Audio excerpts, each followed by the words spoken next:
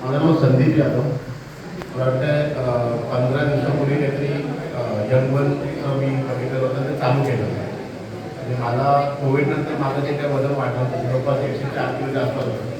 पोट कायम कडक असायचं, पचनक्रिया वगैरे अशा गोष्टी व्यवस्थित होत नव्हत्या. आणि गेल्या 10 दिवसामध्ये 12 दिवसामध्ये कोणावर 12 दिवस झाले ते हा कोविडमधला शर्ट आहे. म्हणजे मी जेव्हा आत्ताचा रिसेंट शर्ट आहे जो काही वेळा म्हणजे असा बसायचा, त्याची बटन्स ओपन राहायचे. आता त्यात कमीत कमी एवढा गॅप झाला. थोडंसं जिम, थोडंसं व्यायाम आणि एक्झरसाईज अँड डाईट हे खूप छान प्रकारे करतो.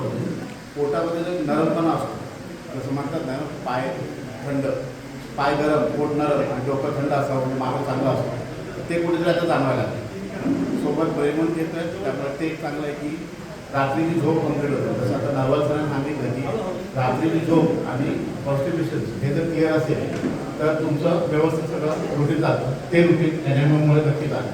Thank you very much.